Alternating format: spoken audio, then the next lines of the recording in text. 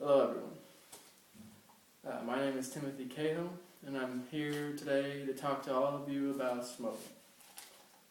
Now, smoking is a pretty common subject during these sort of talks, mainly because so many high school students fall prey to smoking. And most smokers actually started when they were in high school and when they were your age.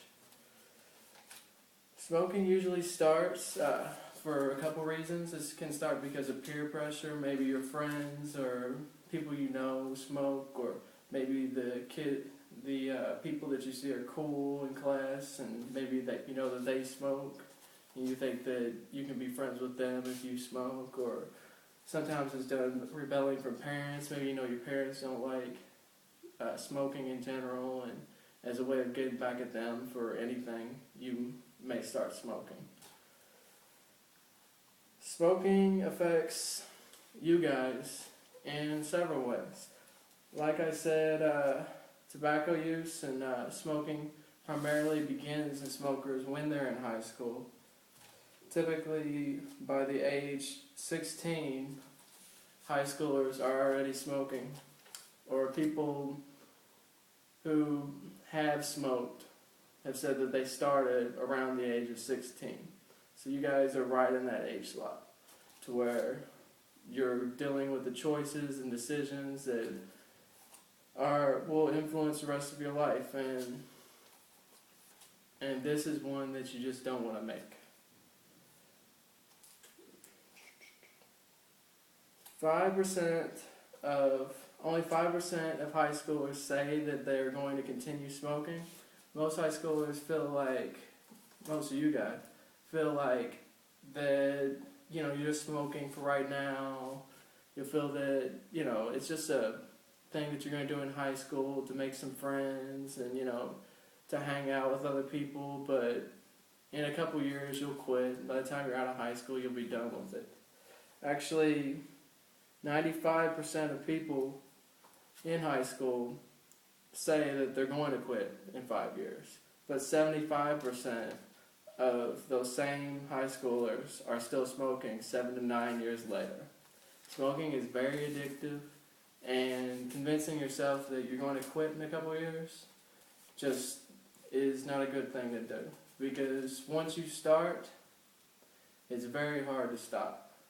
It becomes a habit where you use it to deal with stress, and you use it to deal with if you're just having a bad day in general, it's sort of a release, and then it becomes something you rely on. And then every hour or so, if you don't have one, you get cranky and you feel awful. And I know that whenever I started smoking, I convinced myself that I was only doing it for a little while. I was only doing it because people I knew around me were doing it, and it gave me something to do in common with them. And whenever coworkers would go on smoke breaks, it would give me a chance to have a break from work, and that was nice. But in reality, I know I continued smoking for several years after I said I would. I thought I would quit after maybe a year or two of doing it, and about 2 years later, I convinced myself to keep going for a little bit longer and keep going for a little bit longer. And it wasn't until I seen a couple different deaths, one in my family and a couple outside of actual lung cancer, and it really revealed to me that it's not worth it, because these people, they were still in their prime. They were still, they still had families who loved them, and they weren't really old people. They were in their 60s and younger, and it was just, and then, life was just over for them. And it all had to do with choices that they made when they were your age. At least for my uncle, it did. The health effects are, of course, lung cancer, which is a big one. uh, underdeveloped lungs, and a lot of high school students, a lot of the guys your age, your lungs are still developing. So once you start smoking, and your lungs aren't able to grow fully, because once the toxins in cigarette smoke begin to invade your lungs, it causes them to become weaker and they won't grow properly. Heart disease is another big one. Heart disease is a leading killer for smokers, actually. It kills more than lung cancer. Cigarette smoking just affects your heart in a way that it can't continue as long as a person who hadn't. It puts extra pressure on it. And even though sometimes when you smoke it feels like it relieves your stress, really it adds more stress on your body and your heart. And eventually it's very bad for your organs, and that extra stress will just eventually cause organs to fail.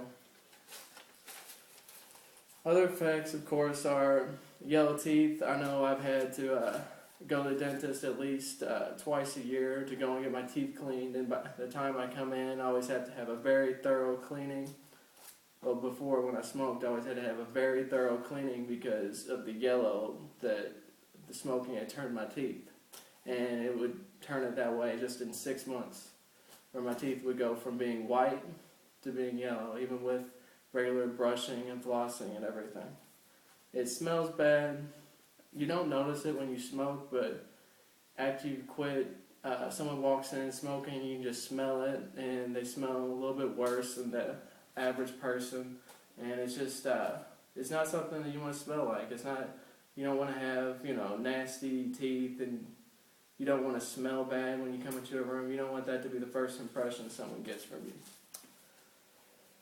In general, not smoking will lead you to a happier life. You won't have as many adverse health effects. You won't feel, and like today, now that I don't smoke, when I run, it's much easier. I can breathe easier. A lot of times I don't cough and have the phlegm that I used to have when I smoked, and I just feel a lot better now as a person. I feel more proud of myself, and in general I feel a lot healthier. Smoking is not a decision that you guys want to go into. These days I don't really think it's as popular as it was, but it's just as dangerous as it's always been. It's best to stay away from it, and if you can, I'm sure you'll live a happier and longer life. Thank you.